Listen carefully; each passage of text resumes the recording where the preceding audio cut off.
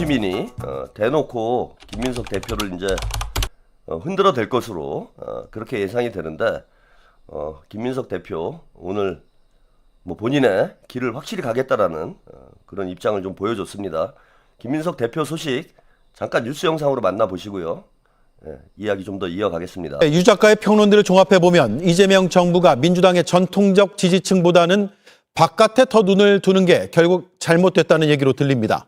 김민석 민주당 대표는 오늘 개혁 중도 보수 인사를 영입하겠다며 외연 확장 기조를 더욱 분명히 했습니다. 전당대회 여론조사에 문제가 없는지 지적한 것에 더해서 당내 계파 갈등이 다시 커질 수 있다는 우려도 나옵니다. 심수미 기자입니다. 더불어민주당이 대통합 추진단을 띄웠습니다. 김민석 대표 직속 TF로 진보연대, 조국혁신당연대 영입 확장 분과를 만들었습니다. 법여권의 결속을 꾀하는 동시에 민주당의 외연을 넓히겠다는 겁니다. 개혁과 중도 보수에 이르는 모든 스펙트럼에 참신하고 유능한 인물을 저희들이 대대적인 영입을 할 것입니다. 외연 확장은 김 대표가 지난 전당대회에서 핵심 지지층 이탈론을 내세웠던 정청래 의원과 세게 맞붙었던 의제 중 하나입니다. 어느 쪽에 무게를 둬야 하는지 여전히 여권 내에서도 다른 주장들이 나오는 상황. 코아 지지층이 동을 돌리면 아무 소용이 없어요. 그걸 모르고서는 지금 위기를 헤쳐나갈 수가 없는데.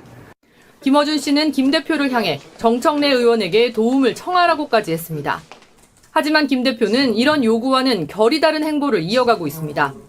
전당대회 여론조사에 일부 정치 유튜버들이 조작하거나 개입했는지 당 차원의 조사를 지시했는데 문제가 있다고 지목되는 건 친청 성향 유튜브 채널입니다.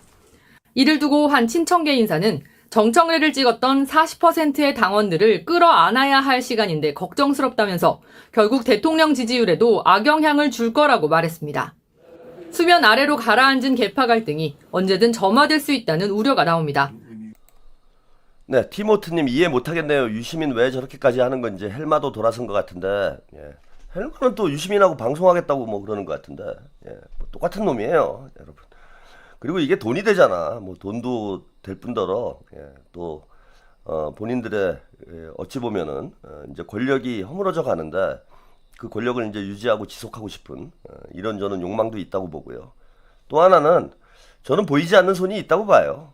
유시민 혼자 저러는 일이 아니다. 완전히 이제 뭐 이재명 대통령과 김민석 대표와 등을 돌리고 민주당 당원들 55%하고도 이제 등을 돌리는 거잖아요. 그래서 목적 자체가 이재명 정부가 민주당을 파괴하는 데 목적이 있다. 제가 누차 드린 말씀이니까. 그래서 얘네들을 뭐 포용하겠다, 품어 안겠다? 이런 식으로 문제 안 풀린다고 봅니다. 뭐 다 주면 모르죠. 그럼 다 주면 의미가 없는 거잖아. 촛불혁명이 우리 백낙천 교수님 말씀대로 다시 원점으로 돌아가는 거 아니에요. 다시 문재인 시즌2로 가는 거 아니야. 조국이 대선 후보가 되고 조국이 대통령이 돼도 문제예요. 그렇게 되면. 대한민국은 이제 무간지옥의 악순환에서 벗어나질 못합니다.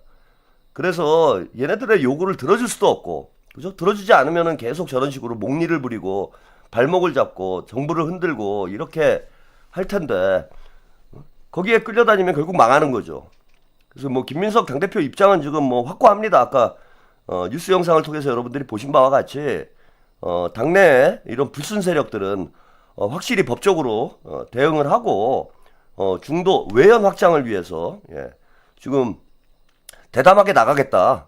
뭐 깜짝 놀랄 만한 오늘 뭐 그런 인물들도 대담하게 영입을 하겠다라고 김민석 대표는 얘기를 했어요. 그 길을 그냥 대담하게 가시면 돼요. 그리고 제가 다시 한번 말씀을 드리지만은 대통령 지지율은 저는 이제 30%까지 떨어질 수 있다라는 전제하에서 가야 된다. 대통령이 지지율이 좀 떨어진다라고 흔들리시면 안 된다라는 거예요. 왜 30%까지 떨어질 수 있냐면은 아까 제가 말씀드린 대로 원래 민주당이 40%예요. 그 다음에 조국당하고 뭐 진보정당들에서 10%야. 그래서 우리가 49가 나온 거예요. 전체 진보 민주 진영의 파이가 49란 말이야. 그 중에 민주당 지분이 40%고, 그 다음에 진보, 조국당과 진보 정당들의 지분이 9%예요. 그런데 지금 털레반이, 뭐, 물론 뭐, 당을 나갈 것 같지는 않지만은, 대통령에 대한 지지나, 민주당에 대한 지지를 조직적으로 철회할 가능성이 있어요. 그러니까 지금 여론조사 그렇게 나오잖아. 호남에서 20%가 막 떨어지잖아요. 여론조사가. 그거는 털레반들이 조직적으로 대통령에 대한 지지나 민주당에 대한 지지, 즉 김민석의 민주당은 지지하지 않겠다. 민주당을 흔들기 위해서 조직적으로 움직이는 거예요. 저는 이걸 10%라고 봅니다. 그러니까 40에서 10%가 떨어져 나가는 거예요. 지금 상황은. 현재는 그런 거야. 그러니까 어디까지 떨어지냐면 30%가 되면 위기다라고 김어준이 선동을 하고 있는데 위기인 게 아니고 그건 조작하는 거예요, 여러분. 김민석 체제와 이재명 정부를 흔들기 위해서 여론을 조작하는 거야. 10%의 털레반이 민주당 당적을 유지하고 있으면서도 대통령을 지지하지 않고 민주당을 지지하지 않는 태도를 보이고 있는 거예요. 그래서 이 10%까지 떨어져 나간다라고 봐야 돼. 그래야 용기가 생깁니다. 그래서 30%까지 떨어질 수 있어요. 대신에 이쪽에서 10% 가져와야 돼. 그래서 40을 만들면 되는 거예요. 대통령 지지율은 40 이상이면 되는 겁니다. 그러면 우리 대선에서 총선에서도 이기고 다음 대선에서도 정권 재창출에 성공할 수 있다라고 저는 봅니다. 그래서 30%까지 떨어지더라도 이거는 감수를 하고 가야 된다. 지지율이 흔들리니까 김민석 대표가 여기서 또 우고자면을 하는 거예요. 왼쪽으로 또 방향키를 돌려버리면 털레반들한테 끌려다닐 수밖에 없고 이재명 대통령님은 더 고립되고 민주당은 도로 친문당이 될 수밖에 없는 상황으로 간다라는 겁니다. 그래서 이런 배짱을 가져야 돼요, 지금은. 우리 뭐 대통령님이나 김민석 대표님도 저는 그런 생각을 가지고 있다고 보는데 최악의 경우 30%까지 떨어져도 어쩔 수 없다라고 생각을 하고 오른쪽으로 계속 공략을 해서 오른쪽에서 10%를 만회를 해야 된다. 그렇게 보면 됩니다. 전에 문재인 때는 30% 밑으로 잘 안 떨어졌죠. 그 이유는 우리 친명 유권자들이 문재인이 마음에 안 든다고 민주당 지지를 안 한다거나 뭐 윤석열을 지지한다거나 그러진 않았잖아. 근데 이놈들은 이재명 정부를 흔들기 위해서 김민석 당대표를 흔들기 위해서 정청래를 또 당대표로 만들고 조국을 대권 후보로 만들기 위해서 민주당에 대한 지지를 철회할 수 있는 세력들이라고 저는 보는 거야. 그러니까 그 10%가 떨어질 수 있는 게 맞죠. 응? 그러니까 최악의 경우 30%까지도 떨어지더라도 이거는 저는 문제가 되지 않는다. 자, 우리의 실력으로 오른쪽에서 10%를 더 가져오면 되는 거예요. 그리고 최근에 조국당 지지율 올라가요, 여러분. 제가 뭐 다음에 기회가 될 때 한번 말씀을 드릴게요. 조국당 지지율이 지금 올라갔어요. 한 5, 6%가 나와.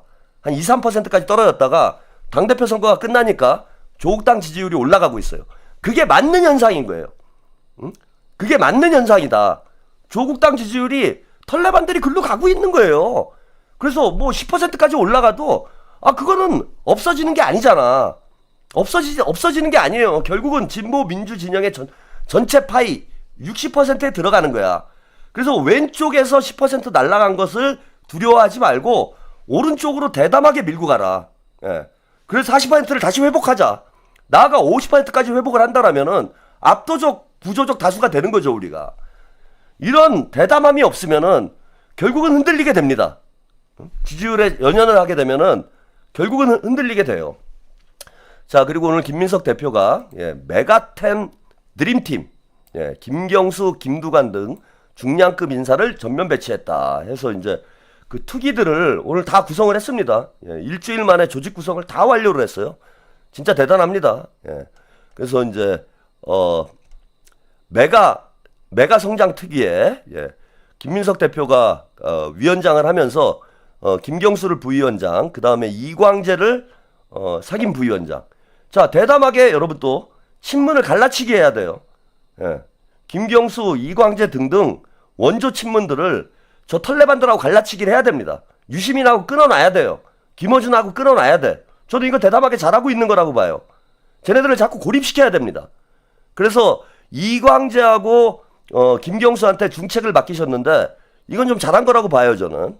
그 외에도 지금 공천혁 추진단장 신정훈 위원장, 개헌 추진단장 김태년 의원, 그 다음에 박지원, 이용우, 이원종, 박정, 김한규, 전운수, 모경정, 김영배까지 친명 친문을 가리지 않고 폭넓게 지금 등용을 하고 있어요.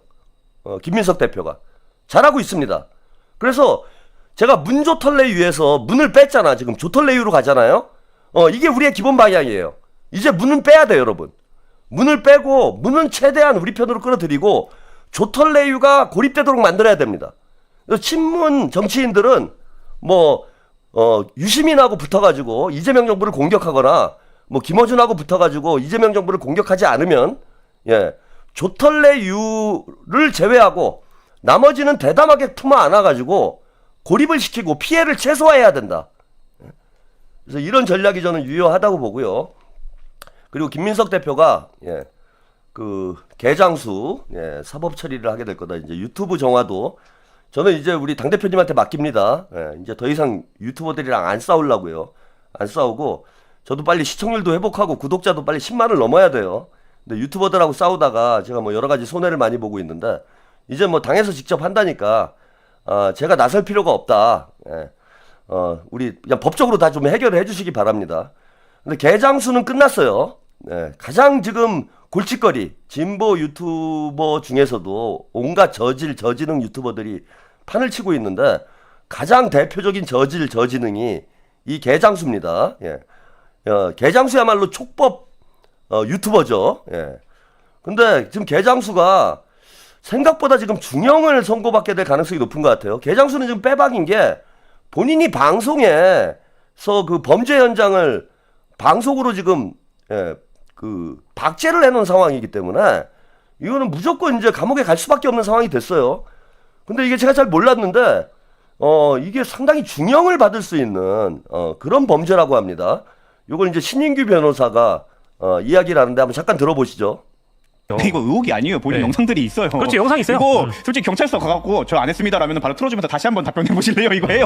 근데 이거는 물증이 나온 거죠. 네, 물증이 이거는 있어요. 본인이 증거를 촬영하는 셈이 됐죠. 근데 이거 너무 심각한 판례가 게 많잖아요. 아니 제가 판례도 판례인데 일단 법조항부터 말씀드리면 그렇죠. 이게 무슨 죄냐? 당의 경선의 업무를 방해하면 이게 위계에 의한 업무방해죄가 그렇죠. 됩니다. 업무방해죄. 그리고 또 하나 있어요. 이게 정당법에 나오는 직접처벌 규정인데 제가 그대로 읽어볼게요.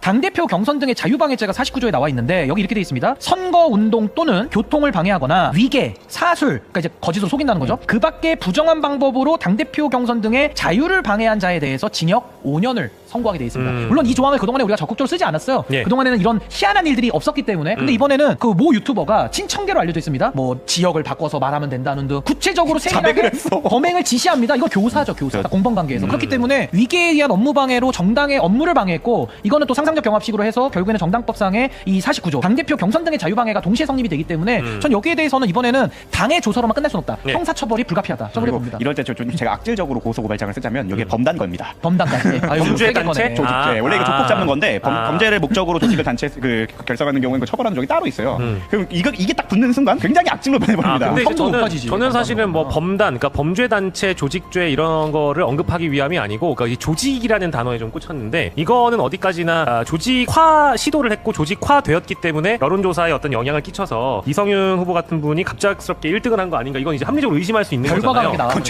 최민희 의원도 납득을 못할 거야. 그러니까. 근데 나는 이제 중요한 건 그거지. 몰랐을까, 알았을까? 그 최고위원분들 중에. 그거는 이제 압수수색을 하면서 그래요? 차근차근 알아가면 그거는 됩니다. 이제 증거를 수집을 해야죠. 근데 안 이제 됐어요. 그렇게까지 가게 되면 아까 우리가 잠깐 기사 내용 봤습니다만은 이긴 쪽에서 마치 그 전당대회에서 치렀던 반대 진영을 털어대는 일종의 경선 불복 아니냐라는 식으로 나올 수도 있겠지만 그건 이제 해석의 영역이고 중요한 거는 만약에 범죄가 있었다라고 하면 이거는 이제 찾아내서 수사해서 엄단해야 되는 아니 거죠. 근데 이렇게 얘기하면 돼. 그럴 때는 윤석열 그 공선법 위반으로 수사하자고 계속 외친 게 민주당의 주장인데 그럼 윤석열이 대선 이겼으니까 처벌하면 안 된다는 논리랑 똑같아요. 심지어 아니 윤석열 이겼으면은 심지어 진 후보를 선거법 위반으로 걸었잖아. 아니 윤석열이 대선에서 이겼으면 윤석열 범죄를 다 덮어줘야 된다는 논리예요. 그렇게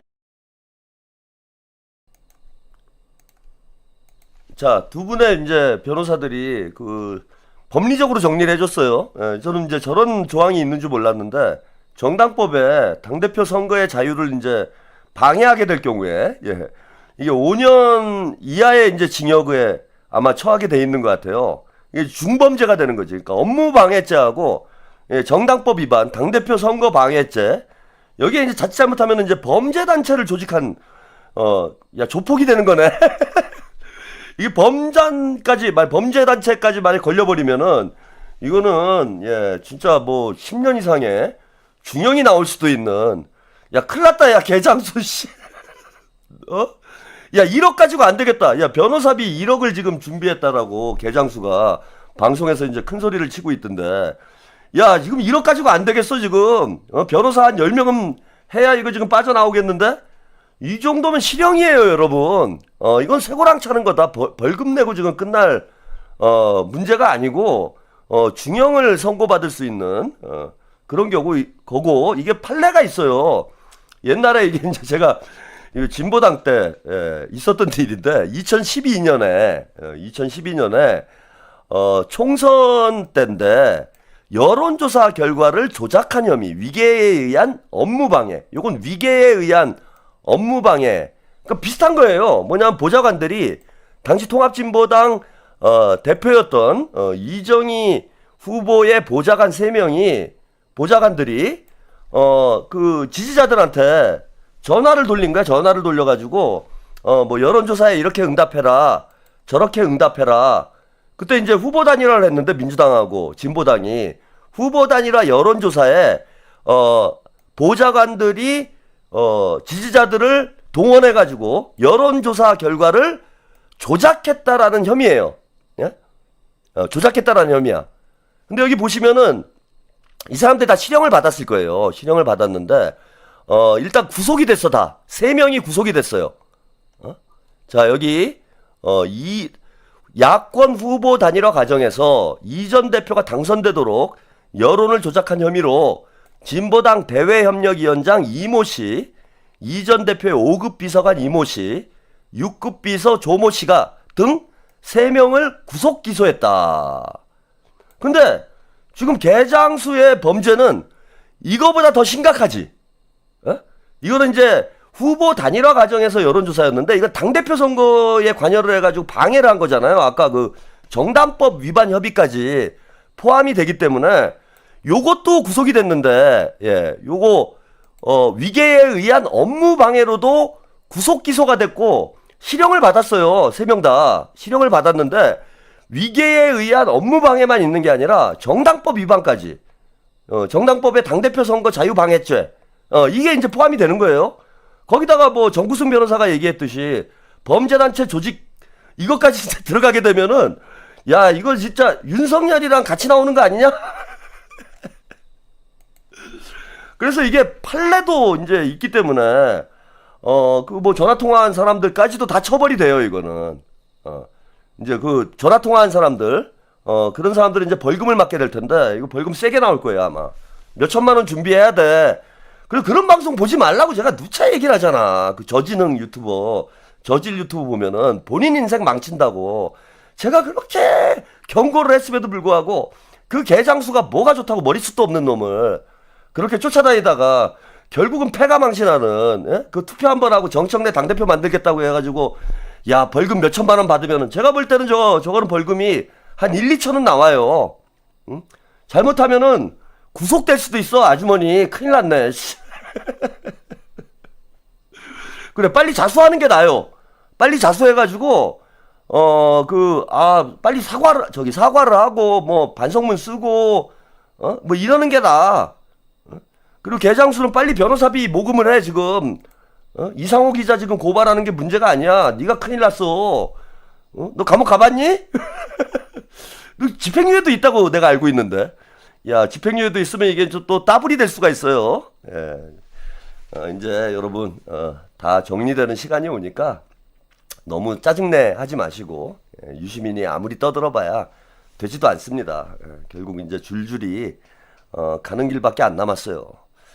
자, 그리고 그 백낙천 교수님 인터뷰가 대단한 지금 파장을 일으키고 있는데, 뭐 사실 진보 민주 진영 쪽에 있는 웬만한 정치인들이나 인사들은 뭐 우리 뭐 시청자 여러분들은 이제 잘 모를 수도 있지만 백낙천 교수님이 사실은 뭐 유시민하고 이제 비교할 만한 그런 위치에 있는 분도 아니고, 과거에 이제 그 누굽니까, 우리 이영희 교수님, 이영희 교수님이 진보의 은사다 뭐 이런 이제 애칭이 있으셨는데, 뭐 이영희 교수님하고 백낙천 교수님이 거의 뭐 양대 산맥이다 뭐 이렇게 얘기를 할 정도로 진보 진영에서는 대단한 존경을 받는 그런 분이세요. 특히 이제 뭐 제야에서는 백낙천 교수님을 뭐 모르는 사람이 없죠. 우리 큰 스승이다라고 이제 얘기할 만큼 지적으로 많은 또 업적도 쌓으신 분이고, 또 우리 민주진보 진영이 가야 될 길을 어려운 시기마다 또 밝혀주시는 그런 은사 같은 분입니다. 근데 최근에 이제 그 대담 때문에 많이 좀 알려지게 됐는데, 그걸 또 제가 또 제일 먼저 소개를 했잖아요. 저는 하여튼 뭐 이런 촉이 좋은 것 같아. 그 백낙천 교수님 대담을 제가 지난 일요일에 제일 먼저 소개를 했는데, 월요일부터 뭐 쫙 퍼져가지고 난리가 났어. 근데 이제 백낙천 교수님의 말의 무게라는 게 달라요. 제가 떠드는 거하고 똑같은 얘기라고 하더라도 화자가 누구인가에 따라서 무게감이 달라지는 거잖아. 최한욱이 뭐 백날 떠들어봐야 무슨 소용이 있습니까? 근데 백낙천 교수님이 이제 딱 한마디 하니까 그냥 판이 깔끔하게 정리가 되잖아. 그러니까 이제 털레반들도 백낙천 교수님의 권위에는 감히 이제 덤벼들질 못하는 거예요. 그래서 어제 홍사훈하고 이제 최강욱하고 조수진 변호사가 방송을 하는데 쫄았어. 쫄았습니다. 이거 이제 백낙천 교수님한테까지 이제 반란 세력이다 뭐 이런 얘기를 들으면은 진짜 이거는 반정부 세력으로 완전히 낙인이 찍혀가지고 대한민국에서 이제 더 이상 살아남을 수 없는 상태가 될 수도 있거든. 그러니까 홍사훈이 살짝 쫄았더라고. 그 영상 잠깐 보고 가겠습니다.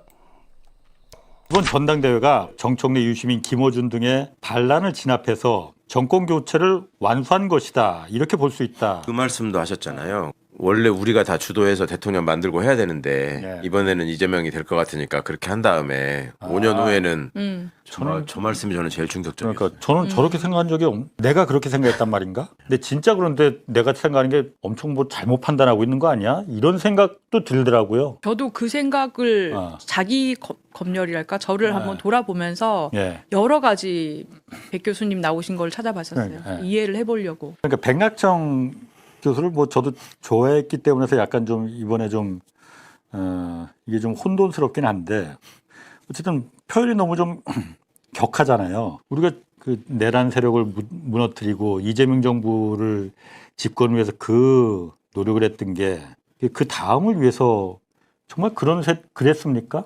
그거 이번 전당대회가 정청래, 유시민, 김호 쫄았죠.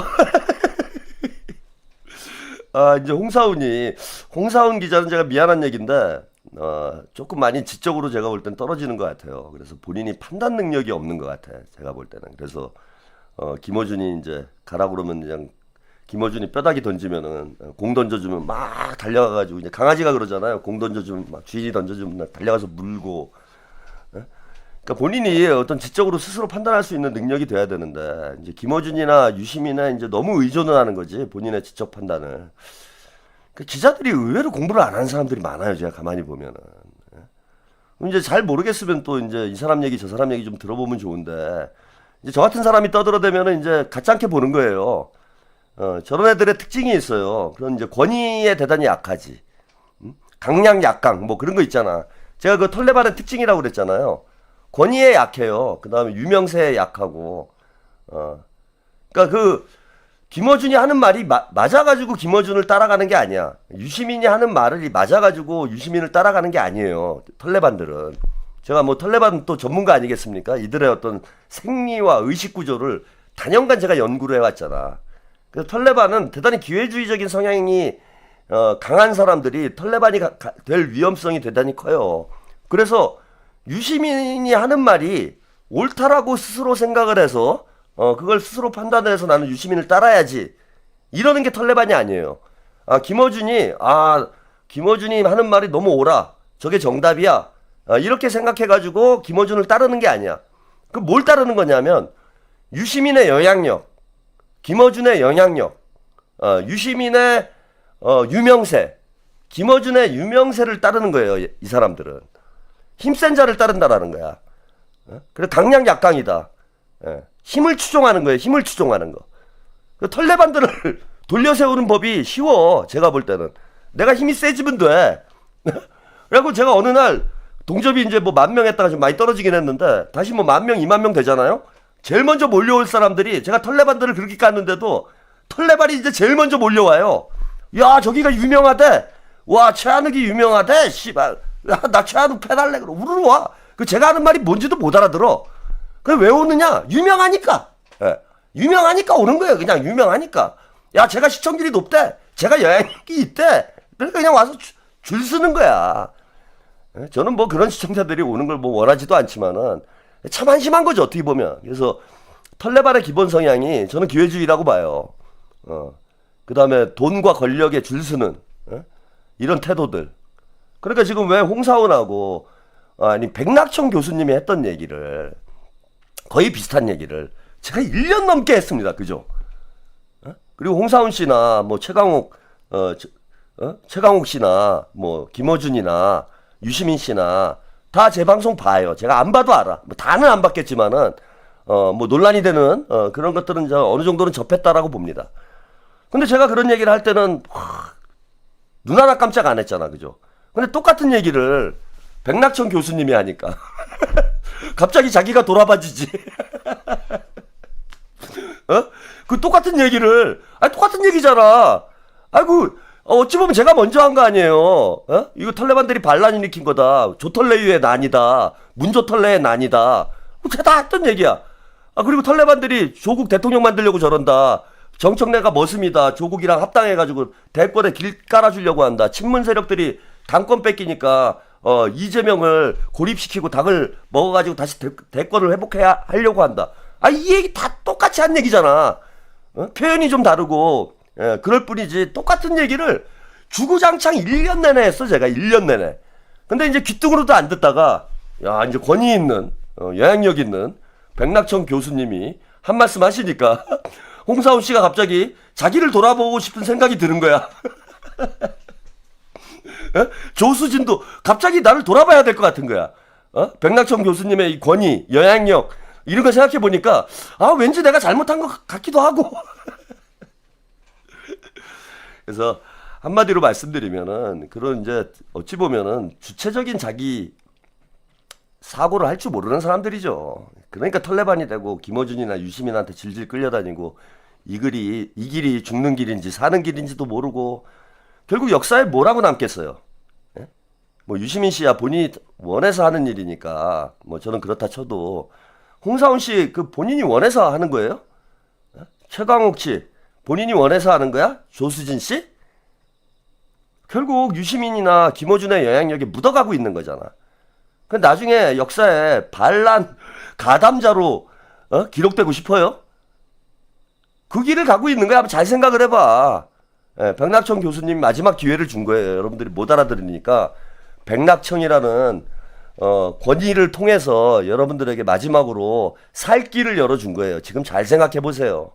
과연 유시민의 생각대로 이재명 정부가 필연적으로 실패를 해서 다시 한동훈이 집권을 하고 그 뒤에는 조국이 집권하고 그런 그림이 만들어질 것 같아요? 이재명과 김민석이 그깟 유시민하고 김어준, 정청래를 감당을 못해가지고 조국이를 감당을 못해가지고 대한민국이 20년 전으로 퇴행하는 그런 역사가 또 반복이 될 거라고 생각을 합니까? 저는 그렇게 생각하지 않습니다. 저는 이재명을 믿고 김민석을 믿어요. 그런